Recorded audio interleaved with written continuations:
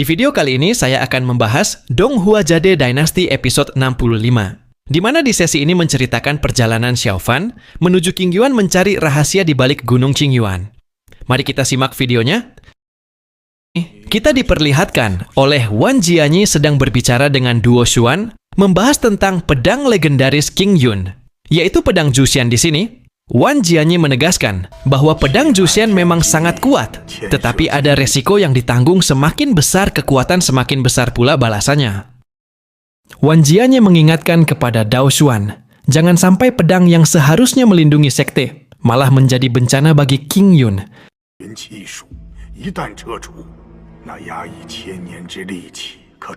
Kita dilanjutkan dengan di mana Xiaofan sedang duduk bersama si budak cinta, kakek tua, dan cucunya. Si kakek tua sudah mengetahui tentang tujuan sebenarnya Xiaofan, namun si kakek tua tetap menasehati Xiaofan. Si kakek memberi nasihat, memperingatkan Xiaofan supaya tidak melanjutkan tujuannya ke tempat berbahaya.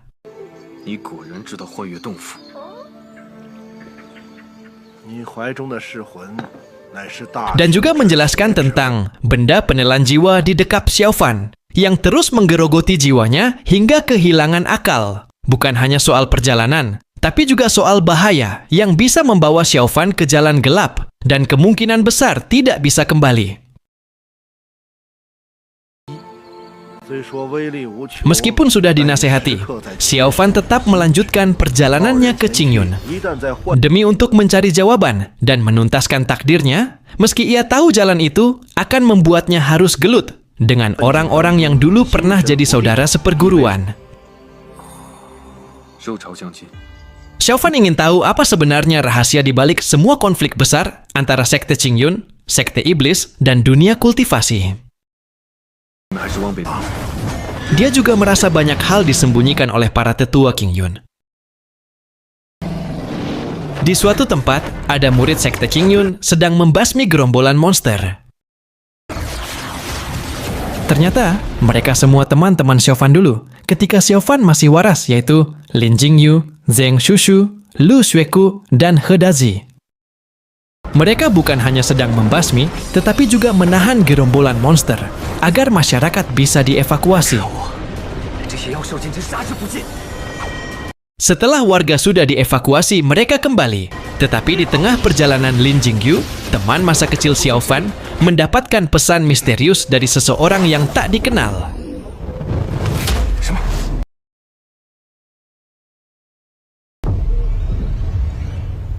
Isi pesan tersebut adalah kebakaran besar di gunung belakang, di mana di situ gunung belakang itu tempat yang sangat penting di Qingyun.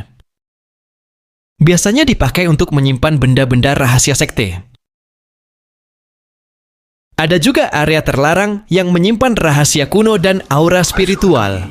Jadi kalau sampai ada kebakaran di sana, jelas bukan hal biasa, pasti ada sesuatu atau seseorang yang sengaja membuat kekacauan. Zhang Xiaofan bertemu dengan seorang kakek misterius di belakang Gunung Qingyun. Zhang Xiaofan tidak menyadari aura orang tersebut. Barulah saat dia melangkah, dia menyadari bahwa kakek tersebut bukan orang biasa. Xiaofan terpental karena area tersebut dilindungi formasi pedang milik Qingyun. Wan Jianyi memperingati Xiaofan bahwa tempat ini bukan sembarangan orang bisa masuk. Namun, Xiaofan memaksa dan mematahkan formasi tersebut. Dengan kekuatan uniknya berhasil menembus dinding penghalang, sesuatu yang tidak mungkin dilakukan murid biasa.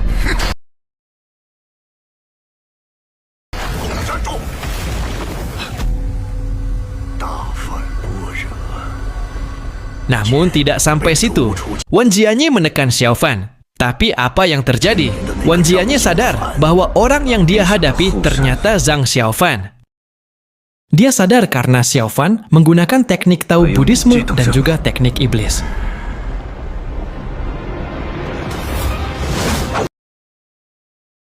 Xiaofan mengakui kekuatan kakek tersebut dan tidak menyangka ada aura kuat di tempat Gunung Qingyun. Xiaofan tidak mundur meski harus menggunakan kembali kekuatan mutiara penelan jiwa.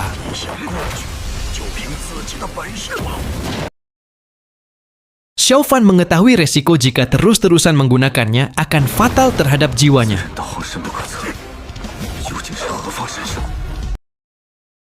Namun demi tujuannya, dia rela harus mengorbankan apapun, meski harus kehilangan nyawa sekalipun.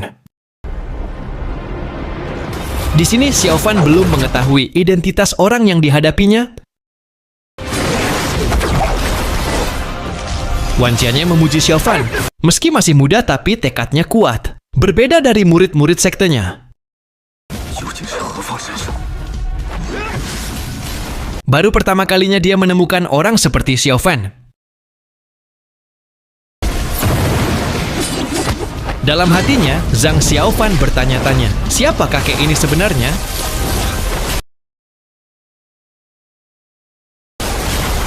Berulang-ulang kali Xiaofan terpental namun dia tetap bangkit.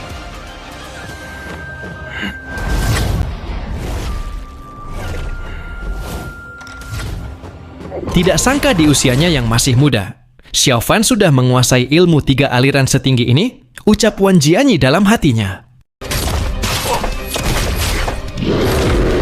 Di pertarungan itu, Xiaofan mengeluarkan semua kekuatannya, hingga membuat Wan Jianye tersanjung atas apa pencapaian Xiaofan.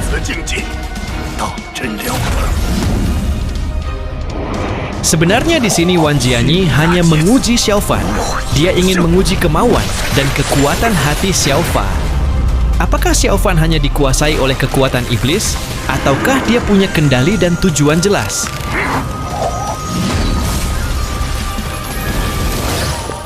Alasan Wan Jianye menguji Xiaofan bukan semata karena dia ingin menghalangi, tapi lebih dalam dari itu.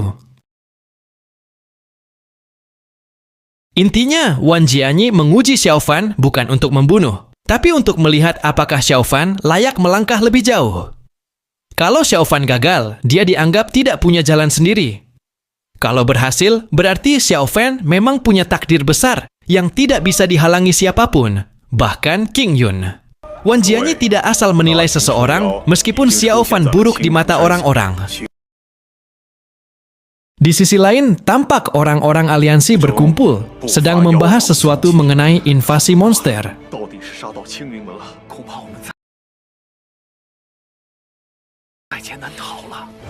Para elder duduk di aula besar, membicarakan invasi monster. Banyak elder mendesak keras. Hanya Zhu Shen Sword Formation yang bisa menyelamatkan dunia ortodoks. Dao Xuan terlihat berat hati, tapi karena desakan orang-orang, akhirnya dia mengangkat tangan dan menyetujui.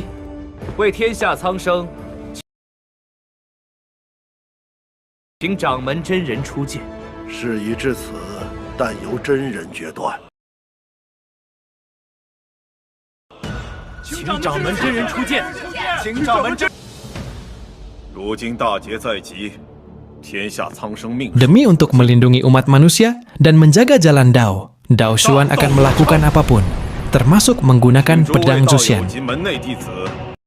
Mereka lalu membahas strategi untuk menumpas monster-monster itu.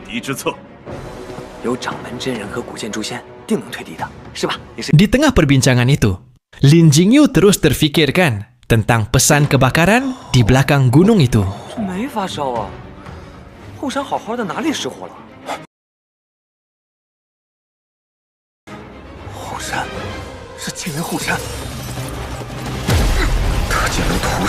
Kembali ke Xiaofan.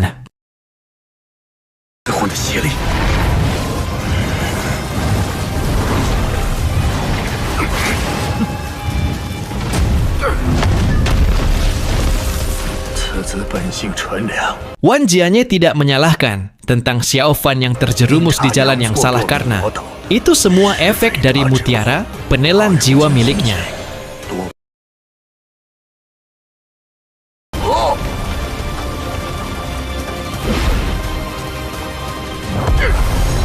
Di tengah pertarungan itu, Lin Jingyu bergegas ke gunung karena masih terpikirkan isi dalam pesan misterius itu.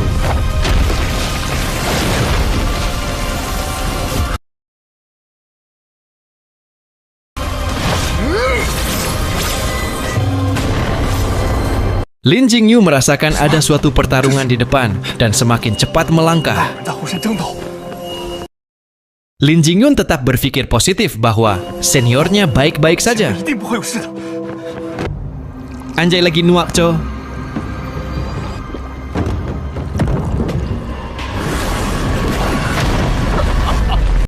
Kenapa Wan Jianyi mengatakan teknik tersebut mulus karena gabungan ketiga hukum itu terlihat stabil, tidak saling berbenturan, sehingga disebut tiga hukum sempurna.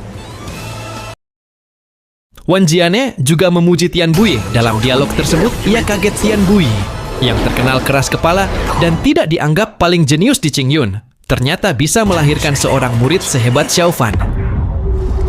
Lalu, setelah dia melihat Xiao Fan bisa mengeluarkan tiga hukum, maka dia mengeluarkan jurus distorsi. Efek utama dari jurus distorsi, Niu Q, milik Wan Jianyi itu bukan hanya ruang bergetar, si retak, tapi juga aura spiritual di sekitar tiba-tiba lenyap, sehingga Xiao Fan tidak bisa menggunakan teknik tiga hukum.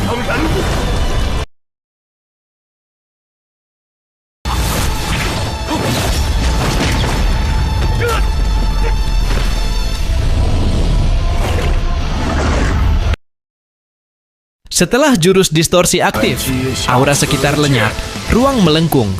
Wan Jianyi tidak berhenti di situ. Ia langsung mengeluarkan teknik pedang pamungkasnya dan disertai mengeluarkan sosok naga hitam. 斩鬼神，如此境界，斩鬼神，难道就是传说中的万剑一？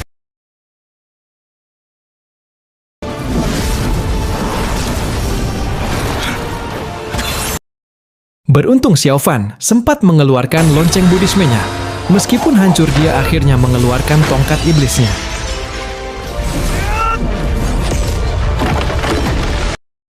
Di posisi sedang beradu pedang kayu dengan tongkat Xiao Fan dalam duel itu, sebenarnya Wan Jianyi sadar kalau pertarungan diteruskan, ia akhirnya akan kalah oleh Xiao Fan. Bagi seorang pendekar sejati, terutama yang dikenal sebagai pendekar pedang nomor 1 Qingyun, mati di tangan seorang junior, meski hebat, dianggap kehilangan martabat. Juga menjaga martabat Qingyuan. Jadi ia memilih jalan. Lebih baik mengakhiri hidup dengan tanganku sendiri daripada jatuh di pedang orang lain.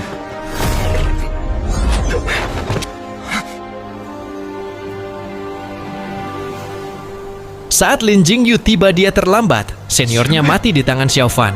Dia mengingat masa-masa dia berlatih bersama Wan Jianyi dan memberikan Lin Jingyu pedang kelak, ia akan menguasainya.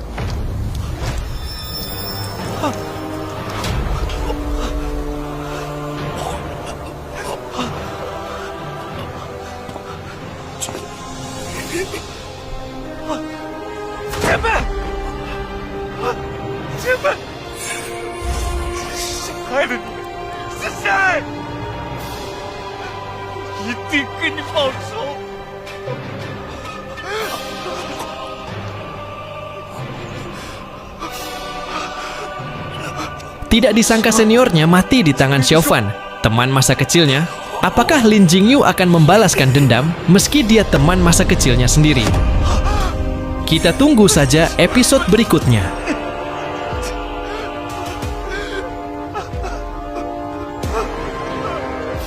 Jinyu, 告诉我，你的战正是如此，你会比我走得更远。 Xiao Fan menatap mereka dengan senyum dinginnya lalu pergi. Akan tetapi siapa orang berjubah misterius itu yang ikut menyaksikan mereka? Thanks you for watching video.